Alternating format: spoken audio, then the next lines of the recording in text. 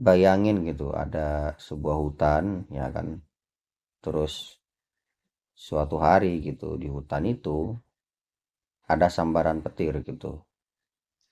Nah, dari sambaran petir ini tuh mengakibatkan apa ya? Kebakaran hutan gitu ya. Jadi kayak dari sambaran petir itu kan akhirnya ada api gitu kan. Yang api itu akhirnya merambat ke seluruh hutan gitu, akhirnya mengakibatkan kebakaran hutan gitu. Terus bayangin eh, di tengah-tengah kebakaran hutan itu ada seekor anak rusa yang dia tuh udah nggak berdaya untuk menyelamatkan dirinya gitu. Jadi ya udah dia pasrah aja gitu karena mungkin dia sudah sudah kehausan ya, dehidrasi akibat hawa panas dari api, ataupun dia memang udah kejebak di tengah-tengah api gitu sehingga dia nggak tahu mau lari ke arah mana gitu, sehingga akhirnya sang anak rusa ini harus mengalami kematian yang menyakitkan dan perlahan-lahan gitu loh. Jadi bukan kematian yang instan langsung tapi kayak menyakitkan dan perlahan-lahan gitu, sampai akhirnya ya dia harus terbakar hangus kayak gitu baru dia mati apa segala macam. Nah, kalau memang Tuhan itu ada, ya kan, kenapa dia membiarkan anak rusa itu mengalami penderitaan seperti itu coba? Selama ini kan kalau kita berbicara pada konteks teisme Abrahamik selalu membicarakan penderitaan itu dalam konteks manusia gitu. Tapi jarang sekali mereka membicarakan dalam konteks ini hewan gitu loh. Bagaimana dengan penderitaan yang ada pada hewan gitu? Apakah jawaban yang selama ini ditawarkan untuk memberikan jawaban kepada penderitaan manusia itu juga berlaku pada penderitaan hewan atau tidak gitu? Misalnya gini, orang-orang Kristen misalnya mengatakan bahwa penderitaan yang ada pada manusia itu terjadi ya karena kejatuhan manusia dalam dosa gitu. Tetapi bagaimana dengan para hewan ini? Apakah para hewan ini juga mengalami penderitaan karena leluhur-leluhur mereka tuh terjatuh dalam dosa gitu? Kalau kemudian dikatakan bahwa penderitaan pada hewan itu adalah dampak dari kejatuhan manusia dalam dosa, oke lah gitu.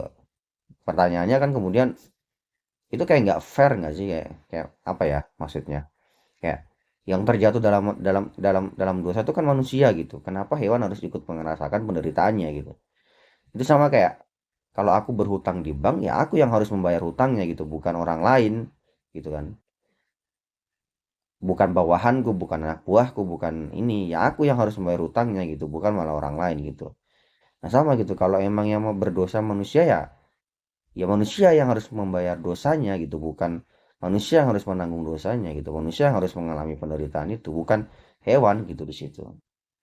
Tapi oke lah katakanlah eh, apa ya, katakanlah ini hewan itu mengalami penderitaan karena akibat kejatuhan manusia dalam dosa, anggaplah itu benar gitu bahwa memang hewan menderita akibat kejatuhan manusia dalam dalam dosa gitu. Terus habis hewan itu meninggal, habis hewan itu mati ya, mereka dapat apa gitu loh?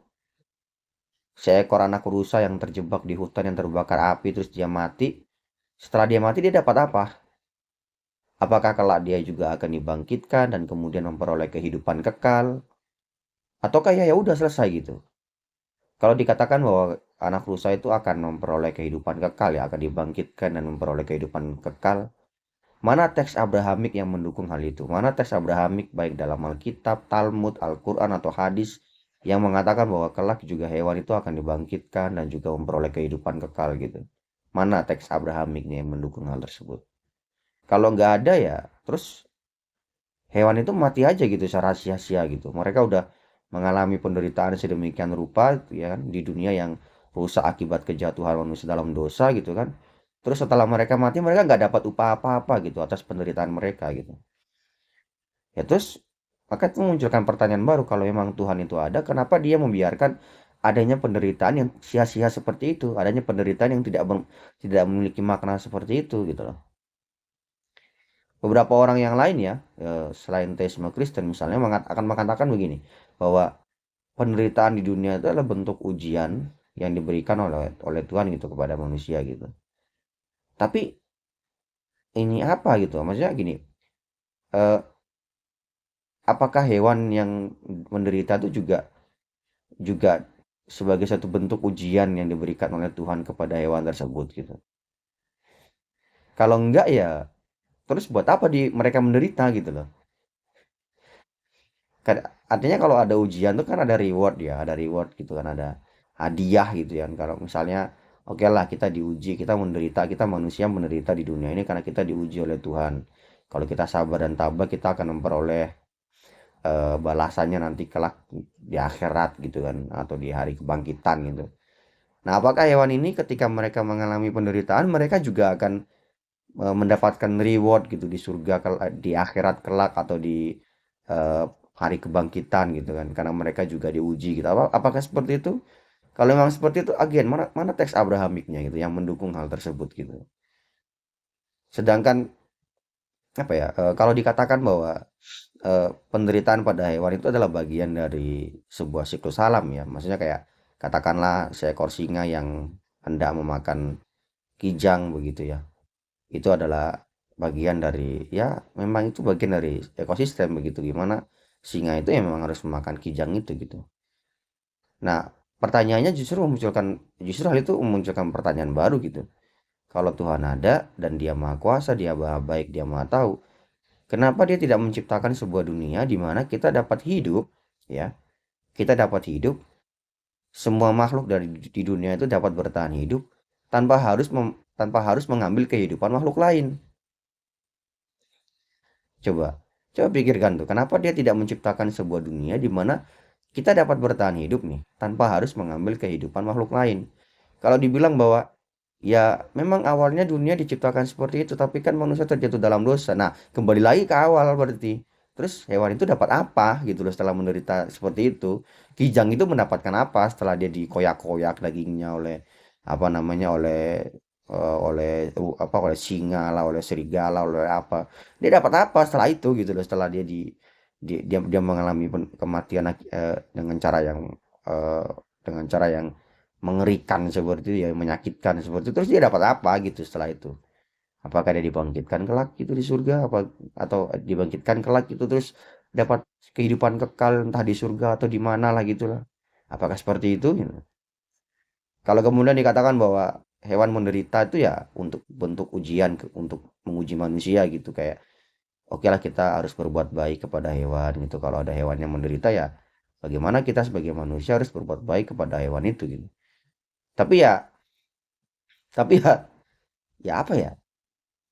Kayak lucu aja nggak sih kalau kenapa dalam rangka manusia harus berbuat baik, hewan harus dikorbankan gitu dengan cara menderita gitu loh. Tapi asumsikanlah itu benar gitu. Berarti kalau misalnya oke lah asumsikanlah itu benar gitu, bahwa hewan itu menderita ya agar kita nih manusia ini bisa berbuat baik pada hewan itu. Jadi kalau ada singa yang hendak yang hendak memangsa seekor kijang gitu, aku harus menghentikan singa itu gitu. Terus setelah itu singanya makan apa dong? Singanya kelaparan gitu. Kalau kemudian dibilang, ya udah itu bagian dari ekosistem, maka kembali ke pertanyaan awal tadi. Kenapa Tuhan tidak bisa menciptakan sebuah skenario kehidupan di mana kita dapat hidup di dalamnya, kita dapat bertahan hidup di dalamnya tanpa harus mengambil kehidupan makhluk lain?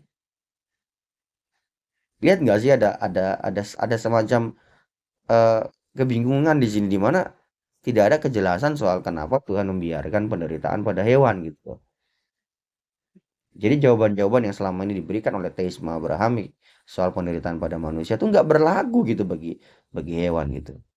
Karena ya again pertanyaan yang paling mendasar dan utama adalah setelah hewan-hewan itu menderita, mereka mendapatkan apa gitu loh. Apakah kelak mereka juga akan dibangkitkan dan kemudian memperoleh kehidupan kekal? Dan jika iya, mana teks Abrahamik yang mendukung hal tersebut? Ya kan? Entah Alkitab, entah Talmud, entah Al-Quran, entah hadis gitu.